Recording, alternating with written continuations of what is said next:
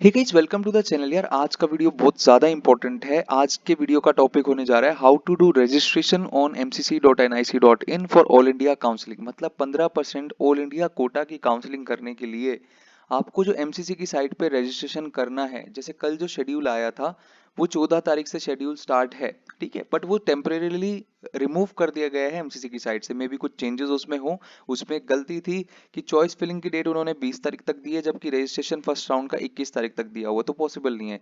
या तो वो रजिस्ट्रेशन का डेट 20 तारीख तक करेंगे या चॉइस फिलिंग की डेट को एक दिन और एक्सटेंड करेंगे। मोस्ट प्रोबेबली चॉइस फिलिंग की डेट को एक दिन एक्सटेंड करके चेंज करके शेड्यूल दोबारा रिलीज करेंगे। हो सकता है और भी कुछ चेंजेस वो करने वाले हों। तो जैसे ही फाइनल तरीके से रिलीज हो जाएगा एमसीसी की साइट पे शेड्यूल, उस टाइम हम आपको अच्छे से एक्सप्लेन कर देंगे शेड्यूल। बट जैसे ही शेड्यूल रिलीज होता है स्टूडेंट के अमंग पैनिक होना स्टार्ट हो जाता है कि सर अब ये बताओ कि हमें करना क्या है, क्या क्या स्टेप्स हैं। आज के वीडियो में आपको सब कुछ बताया जाएगा। देखो, हर पूरा पूरा रजिस्ट्रेशन गाइड आपको दिया जाएगा till the end round of counselling. आपको कैसे डील करना है चीजों से, रजिस्टर कैसे करना है। बहुत सारे स्टूडेंट्स को कॉन्फिडेंस नहीं आ रहा खुद से कि वो खुद से रजिस्ट्रेशन फॉर्म भर सकते हैं। हम कितना भी कह लें कि यार 20-25 मिनट का काम है, 15 से 20 मिनट लगेंगे, अपनी निगरानी में करना, कैफे में जाके ना ही करो तो अच्छा है। जिस पे सुविधा उपलब्ध नहीं है, लैपटॉप नहीं है, टैब नहीं है, फोन में मत करना। ठीक है, फोन में भी हो जाता है डेस्कटॉप साइट पे, पर उसमें गलती होने के चांसेस होते हैं। टैब में या लैपटॉप में या पीसी जो आपके पास है उसमें आप करना। अगर जिसके पास ये सुविधाएं उपलब्ध नहीं है वो साइबर कैफे में जाके करना, बट अपनी निगरानी में।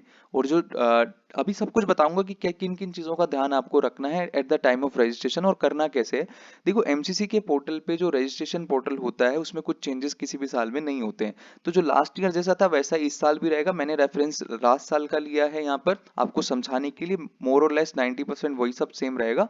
और जो लाइव डेमो उस टाइम आप देंगे, जिस टाइम एक्चुअल में स्टार्ट हो जाएगा उस टाइम आपको लाइव डेमो देंगे। भी बहुत सारे बच्चे लगातार परेशान थे कि सर रजिस्ट्रेशन फॉर्म कैसे भरेंगे एमसीसी की साइट पे, जिनके लिए पहली बार काउंसलिंग है। कौन कौन से ऑप्शंस वहां पे सिलेक्ट करने होते हैं। तो आपको एक माइंड की क्लैरिटी आ जाएगी, आपके पास एक रोड मैप होगा कि हाँ मुझे इस तरीके से अप्रोच करना है काउंसलिंग को। ठीक है, अब देखो, मान लीजिए अगर मान लीजिए जो शेड्यूल कल आया था वही रहता है तो 14 तारीख से आपका रजिस्ट्रेशन स्टार्ट हो जाएगा। तो मेरा मानना ये है कि 14 को तुरंत ही मत करने लगना। 14 की रात को या 15 की सुबह आराम से करना, बिना किसी पैनिक के। ठीक है, बिना किसी घबराहट के, जल्दबाजी में बिल्कुल नहीं करना, आराम से करना। 15 से 20 मिनट का ही टोटल काम है। मैं आपको अभी सब समझा दूंगा कि कैसे आपको पोर्टल पे दिखता है। मतलब आपको एक फील आ जाएगी कि हाँ, माइंड आप मेंटली प्रिपेयर हो जाओ कि हाँ मुझे इस तरीके से अप्रोच करनी है चीजें। ठीक है, सभी बच्चों को अपना काउंसलिंग का फॉर्म, रजिस्ट्रेशन फॉर्म है, खुद से भरना है, खुद से चॉइस फिलिंग करनी है। हाँ, अगर आपने किसी काउंसलर से, हमसे या किसी और से चॉइस प्रेफरेंस लिस्ट गाइडेंस ली है उस बारे में, तो ठीक है, आपके पास लिस्ट पीडीएफ फॉर्म में होगी, एक्सेल शीट में होगी। आपको उसको देख देख के पोर्टल पे डालना है। पोर्टल पे डालना कैसे उसका भी गाइड हम आपको देंगे। ठीक है, आज की वीडियो डेडिकेटेड है कि रजिस्ट्रेशन प्रोसेस कैसे कंप्लीट करना है, किन किन बातों का ध्यान रखना है और डिटेल में कैसे चीजों को समझना है। ठीक है, तो चलते हैं कि कैसे आपको एमसीसी की साइट पर रजिस्टर करना है। जैसे ही रजिस्ट्रेशन पोर्टल ओपन होगा तो आपको क्या दिखाई देगा साइट पे, मैं आपको यहाँ पर शो कर देता हूँ। ठीक है, देखिए, सबसे पहले आपको इस तरीके का एक पेज दिखाई देगा जहां पर लिखा होगा रजिस्टर्ड कैंडिडेट साइन इन। आपको यहाँ नहीं जाना है। ये उन बच्चों के लिए जो रजिस्ट्रेशन के बाद लॉगिन करेंगे। जो सबसे पहले जो फ्रेश रजिस्ट्रेशन करना चाहेंगे बच्चे, जिनका कहीं रजिस्ट्रेशन नहीं है, जैसे ही रजिस्ट्रेशन पोर्टल ओपन होगा तो ये न्यू कैंडिडेट रजिस्ट्रेशन वाली जो चीज है, ये लिंक एक्टिव आपको दिखाई देगा। आपको यहाँ पे क्लिक करना है।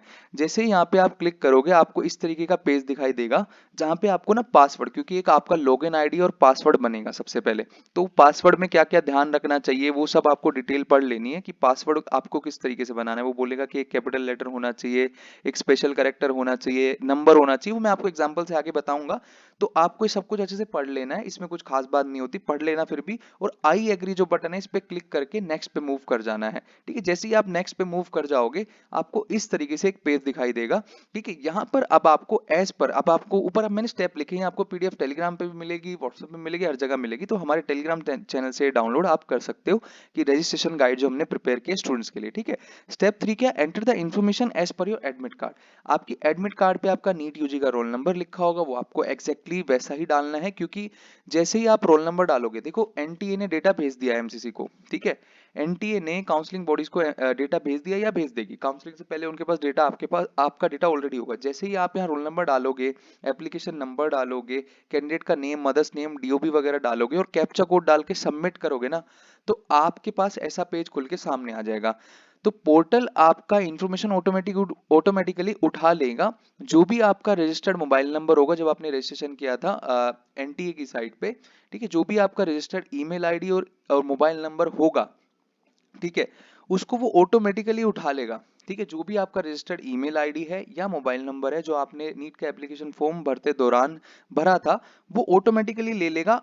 उनके पास डेटा है आपका, जैसे ही आपने रोल नंबर डाला, ये नीट यूजी का एप्लीकेशन नंबर, ये इस तरीके से आपको स्क्रीन पे शो करेगा और ये करेगा। उसके बाद आपको पासवर्ड जनरेशन करना है। 4 स्टेप क्या है, create your password, for example param@1232, ठीक है। तो परम का पी बड़ा कर लिया, जैसे आपका कुछ भी नाम पे, फॉर एग्जाम्पल नमन नाम है आपका, तो एन का एन बड़ा कर लिया, बाकी इसका तो नमन@1232 या जो भी आपको डालना है, मतलब उसमें एक स्पेशल कैरेक्टर होना चाहिए, नंबर होने चाहिए, एक कैपिटल लेटर होना चाहिए, स्मॉल लेटर होना चाहिए। तो वो पासवर्ड पॉलिसी पूरी आएगी, आपको पासवर्ड किस तरीके से स्ट्रॉन्ग पासवर्ड बनाना है, ठीक है। क्योंकि आपके ये क्रेडेंशियल्स बहुत इंपॉर्टेंट एंड सीक्रेट होते हैं, आपको किसी से भी शेयर नहीं करने होते हैं।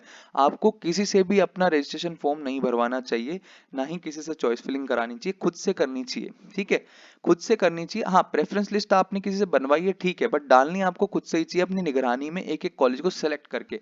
वो भी कैसे करना है, पूरा गाइड किया जाएगा, आगे तक आप वीडियो को एंड तक देखें, ठीक है। तो आपको यहाँ पर अपना पासवर्ड क्रिएट कर लेना है, जो भी आपको पासवर्ड बनाना है। जैसे यहाँ पे पासवर्ड क्रिएट करोगे, कैप्चा कोड डालोगे, एंटर करोगे, तो आपको इस तरीके से एक पेज दिखाई देगा, ठीक है। अब क्या होगा, आपका जो रजिस्टर्ड मोबाइल नंबर है और जो ईमेल आईडी है, दोनों पे सेम ओटीपी जाएगा, ठीक है। आपको वो ओटीपी एंटर कर देना है, ठीक है। देखो, आपके मोबाइल नंबर पे जो ओटीपी जाएगा आप यहाँ पे एंटर कर दोगे, enter email one time password. तो mobile number, registered mobile number पे भी ओटीपी जाता है और रजिस्टर्ड ईमेल आईडी पे भी ओटीपी जाता है, कंफर्म मतलब वो वेरीफाई करने के लिए कि आपकी ईमेल आईडी सही है नहीं सही है ना, आपके नंबर ठीक है नहीं ठीक है। तो आपके फोन नंबर और ईमेल आईडी को वेरीफाई करने के लिए एमसीसी आपसे ये चीज ओटीपी एंटर करवाती है यहाँ पे, ठीक है। फिर से आपको कैप्चा कोड डाल के वेरीफाई एंड फाइनल सबमिट पे क्लिक कर देना है, ठीक है। बताओ यहाँ तक कोई भी समस्या थी, मतलब कोई भी बेसिक जिसने नीट क्रैक कर लिया ना, वो इजीली 15 मिनट में फॉर्म भर सकता है अपना, कोई रॉकेट साइंस नहीं है। आपकी इनसिक्योरिटी से कोई भी खेल सकता है, इस टाइम पे बहुत ज्यादा इनसिक्योरिटी है, कॉन्फिडेंस नहीं है। अभी स्टूडेंट्स के मन में ऐसा होता है कि बस आपके मन में जरूर ये होगा कि यार कोई साथ में बैठ के मेरा भर दे फॉर्म, में खुद ना भरना पड़े, जिम्मेदारी खुद ना लेनी पड़े। नहीं, आप अपनी जिम्मेदारी खुद लो, खुद से फॉर्म भरो, पेरेंट्स की निगरानी में, पेरेंट्स और आप लोग सब साथ में बैठ के। और मेरा मानना ये आप रात को बैठ के फॉर्म भरिएगा 10 से 11 बजे के बीच में, वहां पे सर्वर पे लोड सबसे कम होता है उस टाइम पे, ठीक है। तो रात को आप फॉर्म भरिएगा, आराम से इत्मीनान से भरिए, कोई दिक्कत नहीं है। दोपहर को भी भरेंगे कोई दिक्कत नहीं है, बट हाँ, रात को भरेंगे तो ज्यादा अच्छा है, ठीक है। उसके बाद वेरीफाई एंड फाइनल सबमिट पे जैसे ही आप क्लिक कर देंगे, तो आपको कंप्लीशन ऑफ ऑथेंटिकेशन फॉर्म का ऐसे मैसेज कंप्लीटेड दिखाई पड़ जाएगा, ठीक है। उसके बाद आपको एप्लीकेशन फॉर्म भरना होगा। जैसे ही आप ये कंप्लीट कर दोगे, ऑथेंटिकेशन फॉर्म आपका कंप्लीट हो जाएगा, आपका ईमेल आईडी और फोन नंबर वेरीफाई हो जाएगा, पासवर्ड क्रिएट आप कर लोगे। उसके बाद आपका एप्लीकेशन फॉर्म ओपन हो जाएगा। जैसे ही आप एप्लीकेशन फॉर्म पे या नीचे क्लिक करोगे ना, यहाँ पर एप्लीकेशन फॉर्म पे क्लिक करोगे, वैसे ही आपको इस तरीके का एक पेज दिखाई पड़ेगा। अब आपको अपने यहाँ पे सारी चीजें डाल देनी है, जो जो पूछा है, जेंडर पूछा है, नेशनैलिटी पूछते हैं, रिलीजन पूछते हैं, कैटेगरी पूछते हैं। देखो, कैटेगरी में जैसे ही आप क्लिक करोगे ना, एक चीज मैं आपको बता दूं, तो आपने जो नीट के एप्लीकेशन फॉर्म में डाल रखी होगी ना, वो ऑटोमेटिक ले लेगा। यहाँ पे देखो, जिस बच्चे का ये वीडियो लास्ट ईयर रिकॉर्ड किया गया था, जहाँ से ये स्क्रीनशॉट उठाया गया है, उसके बच्चे की कैटेगरी उसने नीट के एप्लीकेशन फॉर्म में जर्नल डाली हुई थी, ठीक है। तो जर्नल कैटेगरी वाले बच्चे का डेटा जर्नल ही रहेगा। अब वो चाहे कि मैं ओबीसी कर लूं तो नहीं हो सकता है, ऑल इंडिया काउंसलिंग में आप कैटेगरी चेंज नहीं कर सकते। बट हाँ, एक चीज मैं बता दूं कि अगर आपने जर्नल कैटेगरी डाली थी और अब आप कह रहे हो कि मैंने ओबीसी का सर्टिफिकेट बनवा लिया या ईडब्ल्यूएस का सर्टिफिकेट बनवा लिया, देन ये चीज अलाउड नहीं है, क्योंकि यहाँ पे वो ऑप्शन ही इनेबल आपको दिखाएगा ही नहीं, ईडब्ल्यूएस एंड ओबीसी का। अगर आपने नीट के एप्लीकेशन फॉर्म में जनरल डाला है तो जनरल यहाँ पे आपको दिखाएगा, जो कैटेगरी डाला है वो दिखाएगा। बट अगर ऐसा है, आप ओबीसी थे और अब आपके पास ओबीसी, आपने ओबीसी भरा था नीट के एप्लीकेशन फॉर्म में और ईडब्ल्यूएस भरा था, बट अब आपके पास सपोर्टेड डॉक्यूमेंट्स ही नहीं है, मतलब आपकी एलिजिबिलिटी है ही नहीं उस चीज की, आपके पास सपोर्ट करने के लिए, उसको क्लेम करने के लिए डॉक्यूमेंट है ही नहीं, एंड आपको पता है सीट अलॉट होगी तो मैं डॉक्यूमेंट नहीं दिखा पाऊंगा, डॉक्यूमेंट नहीं बन पाया है, तो आपको यहाँ पे जनरल कैटेगरी से फाइट करने का मौका मिलेगा, ठीक है। आप ओपन कैटेगरी से फाइट कर सकते हो, कोई दिक्कत नहीं है उसमें, ठीक है ना। उसके बाद क्या है, उसके बाद पर्सन विद डिसेबिलिटी में ऑटोमेटिक नो उठा लेगा, वो पहले की आपकी चीज से रिलेटेड, ठीक है। Do you want to apply, अब ये इंपॉर्टेंट चीज है, do you want to apply for armed force medical college. जो बच्चे एएफएमसी के लिए भी अप्लाई करना चाहते हैं वो यहाँ पे यस कर देंगे, ड्रॉप डाउन मेन्यू खुल जाएगा, उसमें आप यस कर दोगे, जो नहीं करना चाहते वो नो कर दोगे। ठीक है, जैसे ही आप नो करोगे, जितने बच्चे नो करेंगे आपको आगे बताऊंगा, चलो ठीक है। जितने बच्चे नो करेंगे उनके लिए एएफएमसी का जो आपका रहेगा ना लिंक, वो डिसएक्टिव हो जाएगा, वो मैं आपको समझाऊंगा आगे मैं क्या कहना चाह रहा हूँ। यहाँ पे आप सेव एंड नेक्स्ट जैसे ही क्लिक करोगे, आपको यहाँ पर क्वालिफिकेशन डिटेल डालने का पोर्टल ओपन हो जाएगा। ठीक है, आप अपनी 12th की क्लास क्वालिफिकेशन डेट वगैरह, मतलब ईयर डालोगे, पासिंग ईयर, रोल नंबर डालोगे, मतलब ये आपकी एज पर 12th की मार्कशीट डालोगे आप। बहुत ही सिंपल स्टेप्स है, मुझे नहीं लगता इसमें कुछ रॉकेट साइंस जैसा है, या आप खुद से नहीं कर पाओगे, है ना। सो 2021 जो भी था, मतलब जो भी 21 है 22 है, जब भी आपने करी है, जब भी आपने 12th पास करी है, आपको वो ईयर डाल देना है, रोल नंबर डाल देना है एज पर योर 12th की मार्कशीट। ठीक है, स्कूल का नाम, स्कूल का पिन कोड भी आपकी मार्कशीट पे लिखा होता है, आपने कितने मार्क्स पाए, कितने में से पाए, वो सब कुछ डाल देना है यहाँ पर आपको। ठीक, उसके बाद सबमिट कर देना है। सबमिट करने के बाद select the quotas you want to apply for. अब ये गेम इंपॉर्टेंट है, बस यहीं पे गलती होती है सभी बच्चों से। आप ध्यान से सुन लो कि किसको कौन से ऑप्शन पे, कौन कौन से ऑप्शन पे सिलेक्ट करना है। आप एक से ज्यादा ऑप्शन पे भी सिलेक्ट कर सकते हो। सबसे पहले जितने भी बच्चे हैं जो गवर्नमेंट कॉलेजेस के लिए काउंसलिंग करना चाह रहे हैं, उनको दो ये टिक बॉक्स करने ही करने, all India quota and open seat quota. Open seat quota is for AIIMS, JIPMER, BHU, MU, Jamia, सबके लिए होता है। तो ये दोनों तो पक्का हर किसी को सिलेक्ट करने हैं जिसको गवर्नमेंट कोटा की काउंसलिंग करनी है, गवर्नमेंट कॉलेजेस के लिए जाना है। ठीक है, बीएससी नर्सिंग के लिए अगर कोई करना चाह रहा है तो बीएससी नर्सिंग का भी आप टिक कर सकते हो। डीम्ड यूनिवर्सिटी का आप ध्यान देना, अब जिस बच्चे को गवर्नमेंट और डीम्ड दोनों की करनी है तो वो यहाँ पे डीम्ड यूनिवर्सिटी भी सिलेक्ट करेगा। मान लीजिए कोई केएमसी जाना चाह रहा है, सिम्बायोसिस पुणे जाना चाह रहा है, इस तरीके की डीम्ड यूनिवर्सिटी में जाना चाह रहा है, मणिपाल टाटा जाना चाह रहा है, तो डीम्ड यूनिवर्सिटी का ऑप्शन रखने के लिए आपको डीम्ड यूनिवर्सिटी का ऑप्शन भी सिलेक्ट करना है। क्योंकि अब हमने देखो, अब पीछे आप देखोगे हमने क्योंकि आर्म फॉर मेडिकल कॉलेजेस में नो किया था, तो यहाँ पे ऑप्शन डिसेबल हो गया। ठीक है, अगर आपने यस किया होता तो आपके लिए ऑप्शन इनेबल रहता, आप आर्म एएफएमसी भी यहाँ पर क्लिक कर सकते थे। ये बहुत इंपॉर्टेंट स्टेप है, बस यहीं पे ध्यान देनी है सारी चीजें। आपको ऑल इंडिया कोटा सिलेक्ट करना है, ओपन सीट कोटा सिलेक्ट करना है, जो बच्चे गवर्नमेंट के लिए खाली जाना चाह रहे हैं, ना ही आपको डीम, ना ही बीएससी नर्सिंग, ना ही एएफएमसी। ठीक है, जो बच्चे AFMC, all India quota and open seat quota के लिए जाना चाह रहे हैं, उसने अगर एएफएमसी में पहले यस किया तो उसके लिए ऑप्शन ये वाला इनेबल होगा, तो आप इन तीन के लिए जा सकते हो। चौथी कैटेगरी वो होगी जो डीम्ड और गवर्नमेंट दोनों के लिए जाना चाह रहे हैं, तो आपको सारे ऑप्शन सेलेक्ट करने हैं बीएससी नर्सिंग छोड़ के। ठीक है, अब इंपॉर्टेंट बात है, जैसे ही आप सेव एंड नेक्स्ट करोगे, आपको आगे इस तरीके के ऑप्शन दिखाई पड़ेगा जहां पे आपका एड्रेस वेरिफिकेशन होगा, मतलब आपको कॉन्टेक्ट डिटेल्स डालनी, बेसिकली आपका एड्रेस वगैरह डालना है as per your Aadhaar card. ठीक है, as per your Aadhaar card आपको अपना एड्रेस वगैरह सब डाल देना है, कॉन्टेक्ट नंबर आपको यहाँ पर डाल देना है, अल्टरनेट डाल देना है, जो भी पूछा आपको डाल देना है, पिन कोड वगैरह जो भी पूछे, बेसिक बेसिक चीजें होती है, आपको सब पता है कि क्या है आपका एड्रेस, कौन सा आपका फोन नंबर है, सब कुछ यहाँ पर डाल करके सेव कर देना है, नेक्स्ट पे मूव कर जाना है। उसके बाद आपका जो एप्लीकेशन फॉर्म था वो कंप्लीट हो जाएगा। उसके बाद आपको एप्लीकेशन फॉर्म का एक प्रीव्यू दिखाई देगा, review, preview and final submit का ऑप्शन आपको यहाँ पर मिलेगा। आपको इस तरीके से जो जो भी आपने इन्फॉर्मेशन डाली होगी आपको एक समराइज फॉर्म में यहाँ पर दिखा देगा कि जी आपने ये इन्फॉर्मेशन डाली है। जैसे इसमें बहुत सारी चीजें होंगी, नीट यूजी का रोल नंबर होगा, candidate name, mother name, DOP, religion, etcetera etcetera चीजें सब कुछ यहाँ पर आपका होगा। ठीक है, ऑल इंडिया रैंक आपका नीट का दिया रहेगा, पर्सन विद डिसेबिलिटी हो या नहीं हो, आर्म फॉर मेडिकल कॉलेज में अप्लाई किया है नहीं किया है, वो सारा पूरा एप्लीकेशन फॉर्म का प्रीव्यू आपको मिल जाएगा। आप एक बार चेक कर लोगे, अगर कुछ गलती पाई जाती है तो दोबारा पीछे जाके एडिट कर सकते हो आप उसे, अगर नहीं गलती पाई जाती तो फाइनल सबमिट आप यहाँ पर कर दोगे। ठीक है, उसके बाद फाइनल सबमिट जैसे ही करोगे तो आपको यहाँ पर पेमेंट करने के लिए ऑप्शन आ जाएगा। अब यहाँ पर आपको ऑनलाइन पेमेंट करनी होती है, यहाँ पर आप ऑनलाइन पेमेंट वाले इस चेकबॉक्स पे क्लिक करोगे एंड आई एग्री पे क्लिक करोगे। यहाँ पर लिखा आता है I have read the FAQs and understand the rules and regulations of MCC. I confirm that I will not initiate a chargeback claim against the fees paid by me to participate in the medical counseling academic year 2024। इस तरीके से लिखा आपको आएगा, यहाँ पे आपको I agree पे क्लिक कर देना है और पैसे का सबमिट होगा। अब डिपेंड करेगा कि आपने अगर डीम्ड यूनिवर्सिटी का ऑप्शन भी रखा है तो आपको 2 लाख रुपए का सिक्योरिटी अमाउंट, देखो मैं आपको बताता हूँ क्या होगा। जैसे ही आप प्रोसीड पे क्लिक करोगे आपको यहाँ पर 11,000 रुपए का फी अमाउंट आ जाएगा, बिकॉज जिस बच्चे का हमने डेमो रिकॉर्ड किया था उसने केवल all India government quota and open seat quota का ही किया था, तो उसको 11,000 रुपए टोटल देने हैं। 1,000 रुपए तो नॉन रिफंडेबल फीस है, वो तो रिफंड नहीं होगी। 10,000 रुपए सिक्योरिटी जमा होता है, तो टोटल 11,000 का होगा। ऐसे डीम्ड यूनिवर्सिटी के केस में 2,10,000 का होगा। ठीक है, तो इस तरीके से होगा।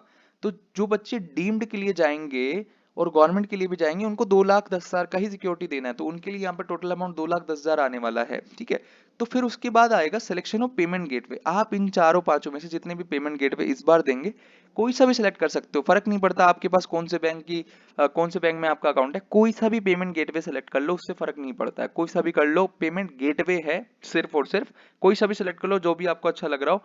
प्रोसीड फॉर पेमेंट, नेक्स्ट आप करोगे पेमेंट के लिए, आपको अपना डेबिट कार्ड का डिटेल डाल देना है, कार्ड होल्डर नेम इस तरीके से, सीवीवी नंबर, आपके उस पे ओटीपी जाएगा, मतलब जो आपके अकाउंट से अटैच नंबर होगा, उस ओटीपी को एंटर करते ही पे नाउ पे क्लिक करोगे। पे नाउ पे क्लिक करते ही आपका जैसे ही रजिस्ट्रेशन प्रोसेस कंप्लीट हो जाएगा, पेमेंट सक्सेसफुल हो जाएगी, आपको इस तरीके का मैसेज स्क्रीन पे दिखाई पड़ेगा कि your transaction is successful, transaction date ये है, टाइमिंग ये है, ट्रांजैक्शन अमाउंट ये है, ट्रांजैक्शन नंबर ये है एंड कस्टमर आईडी ये है। ठीक है, तो आपको ये सारी चीजें कंप्लीट करनी है, यहाँ पर आपका रजिस्ट्रेशन प्रोसेस कंप्लीट हो जाएगा, जैसे ही कंप्लीट हो जाएगा आपको ये चीज मिल जाएगी।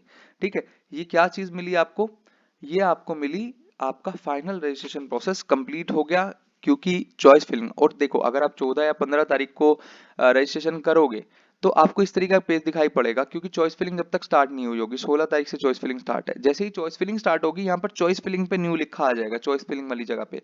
ठीक है, अवेलेबल चॉइसेस जैसे यहाँ पर कुछ भी नहीं दिखा रहा, क्योंकि ये उस टाइम का स्क्रीनशॉट है जिस टाइम रजिस्ट्रेशन ही किया था, चॉइस फिलिंग स्टार्ट नहीं हुई थी स्टूडेंट की।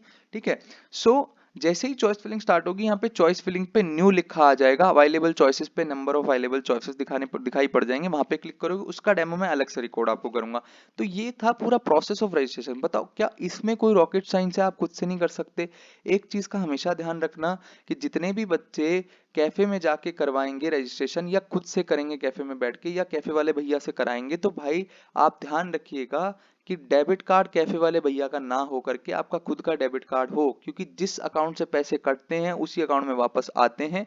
कई बार यूपी बिहार साइड के जो बहुत ही लोअर फैमिली से आते हैं, जिनको बिल्कुल ही, जिनके पास ये सब सुविधा नहीं होती है डेबिट कार्ड वगैरह की, तो उस साइड में क्या होता है, वो कहते हैं कैफे वाले भैया से, भैया आप पेमेंट कर दीजिए, हम आपको कैश दे देंगे। तो ये गलती नहीं करनी, आप उनको कैश तो दे आओगे, बट जब पैसे वापस आएंगे तो उन भैया के अकाउंट में वापस आएंगे, और वहां पे वो मुकर भी सकता है। इस तरीके के केस बहुत सारे भी हैं हमारे पास, जहां पर कैफे वाले भैया मुकर गए, उन्होंने बोल दिया जी अभी आई ही नहीं, और वो आपके 10,000 खा गए।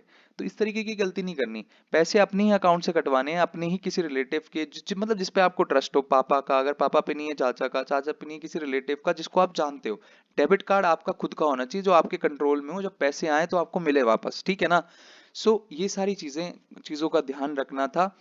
अब चैनल कर लो कंप्लीटली सब्सक्राइब, बहुत डिटेल में सारा लाइव डेमो भी देंगे आपको, काउंसलिंग से रिलेटेड बहुत सारी वीडियोस अलाइंड हैं, हर एक चीज के बारे में। सीट ब्लॉकिंग पे बहुत सॉलिड वीडियो आने वाला है, बहुत सारे बच्चे पूछ रहे थे सर सीट ब्लॉकिंग का फैक्टर किस तरीके से प्रिवेल करता है, कैसे फायदा स्टूडेंट को मिलता है, और इस प्री वैकेंसी राउंड की क्या सच्चाई है, इस पे अभी तक स्टूडेंट्स के कंफ्यूजन बने हुए हैं। हर बच्चा प्री वैकेंसी राउंड में जाना चाह रहा है, जरा रुक जाओ, रिस्क किस तरीके का होता है सब कुछ एक्सप्लेन किया जाएगा, विद डेटा एक्सप्लेन किया जाएगा। ठीक है, बहुत मेहनत से कंटेंट बनाया जा रहा है लगातार, बहुत अच्छी गाइडेंस आपको यहाँ पे मिलेगी। डेफिनेटली आपको चैनल को सब्सक्राइब करना चाहिए, और ना ही केवल जो बच्चे काउंसलिंग कर रहे हैं इस साल, जो मतलब सिलेक्शन की रेंज में है, या जो काउंसलिंग में इंटरेस्टेड कैंडिडेट्स हैं, जिनको काउंसलिंग से रिलेटेड अपडेट्स की जरूरत है, आपको हमारा ही नहीं सभी उन चैनल्स को सब्सक्राइब कर लेना चाहिए जहां से आपको अपडेट्स मिलती हो ठीक ठाक।